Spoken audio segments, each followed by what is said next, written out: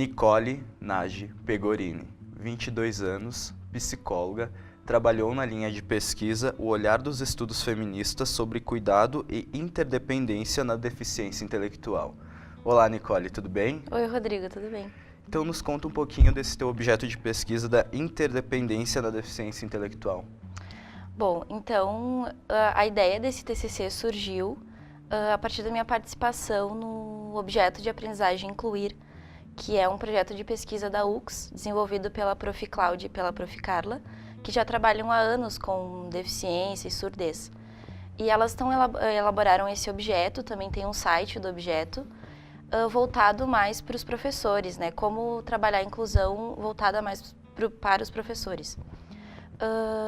E o meu projeto dentro da pesquisa era fazer um paralelo entre os vários modelos, os paradigmas científicos que pautaram a deficiência. E a gente optou, então, pelos mais recentes, que seria o médico e o social, né? Porque a deficiência, há muito tempo, foi entendida a partir de um paradigma religioso. Então, os deficientes são vistos como os coitadinhos, crianças especiais, uma infantilização e um olhar, assim, inferiorizado sobre a pessoa com deficiência.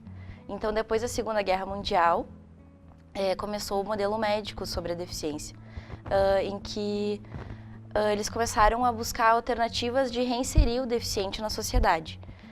Então, passou por uma questão de reabilitação, de tratamento, de tentar normalizar o sujeito anormal, que é o sujeito deficiente.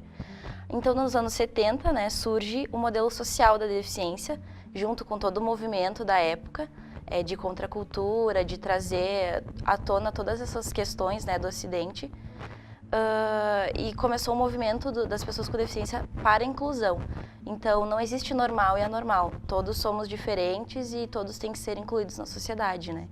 E aqui no Brasil, atualmente, é esse modelo que predomina, né, na educação inclusiva, enfim, no entendimento sobre a deficiência. No meu projeto de pesquisa, lendo algumas coisas, a gente começou a encontrar fora do Brasil, principalmente nos Estados Unidos e na Europa Ocidental, né, estudos que falam sobre um novo modelo de deficiência. No meu projeto de pesquisa, a gente resolveu chamar de modelo pós-social, só que ainda não tem uma denominação certa sobre esse modelo.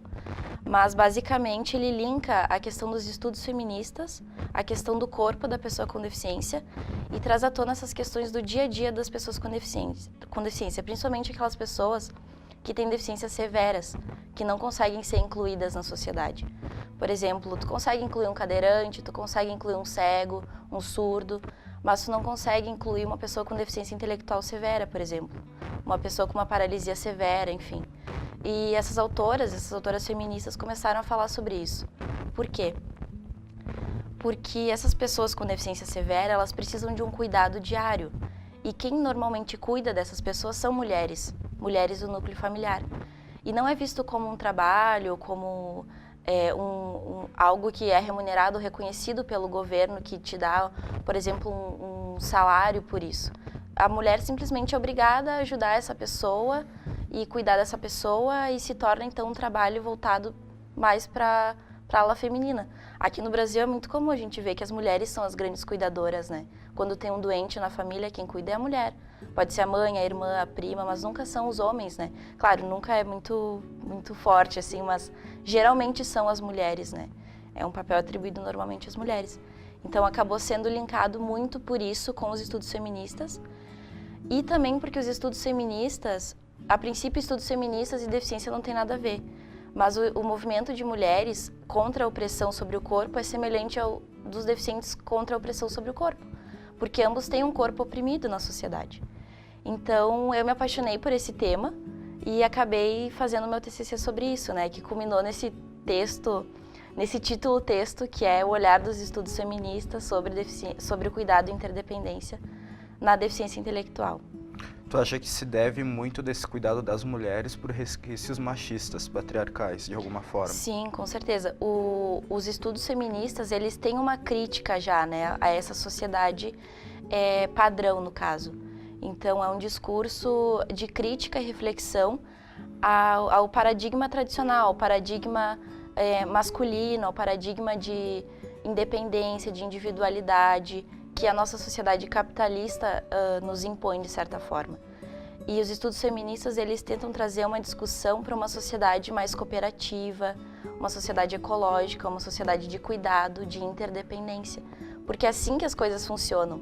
Porque é muito difícil tu ver uma pessoa com deficiência que vence na vida, que atinge, por exemplo, aquilo que é o ideal do sistema capitalista, que é ter um emprego, que é, enfim, ter uma vida independente. Muito poucas pessoas com deficiência atingem isso. E, de fato, todos nós somos interdependentes, né? Todos nós precisamos uns dos outros. E é isso que os estudos feministas trazem. Com esse viés sobre a interdependência na deficiência, a gente pode ampliar para toda a sociedade, né? Sim. E em relação a campo, você chegou a fazer alguma análise em alguma região de Caxias do Sul? Você ficou mais num viés teórico? A minha pesquisa é teórica, né? Qualitativa teórica. Até porque em psicologia a gente não pode fazer pesquisa com humanos, né? Na graduação, a gente só pode depois num mestrado ou num doutorado.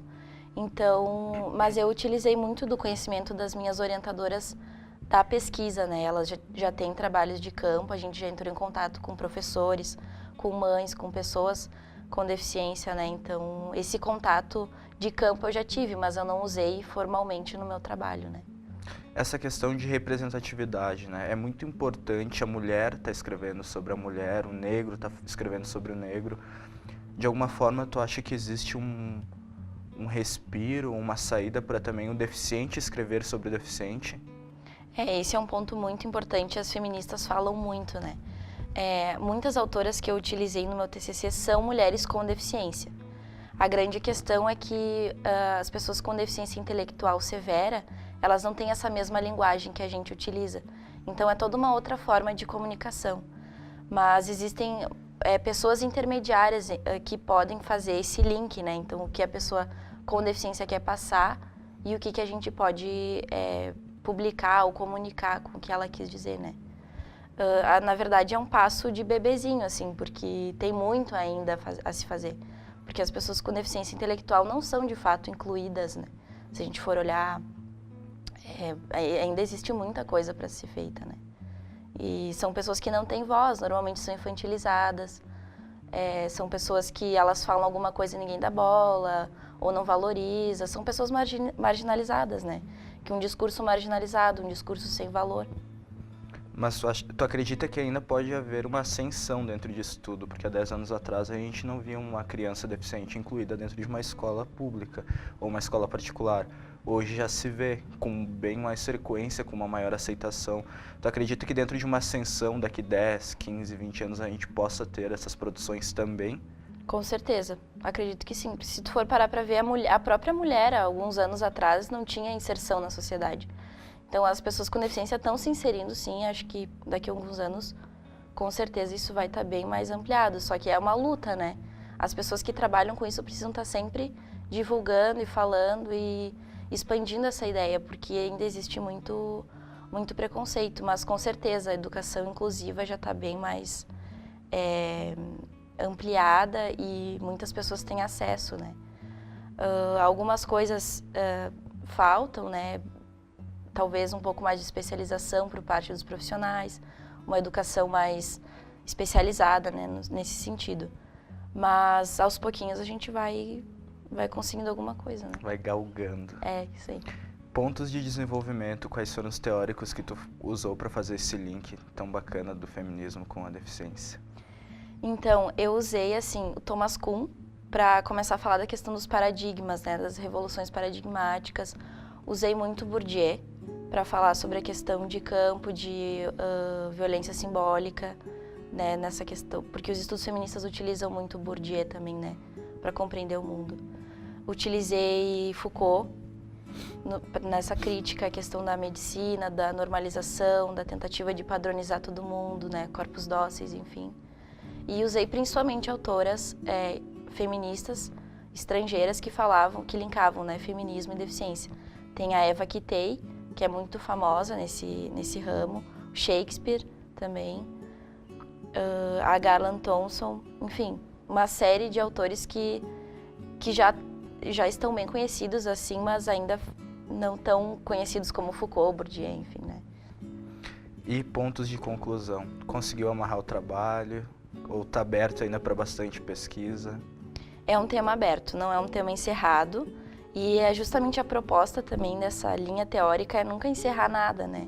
Sempre propor novas coisas. Então, o trabalho se encerra como um questionamento para as pessoas, uma reflexão de que universo é esse que a gente vive, que sociedade é essa que a gente reproduz e que universo individualista é esse que a gente fica reproduzindo e não se dá conta da interdependência e do cuidado que a gente vive diariamente, né?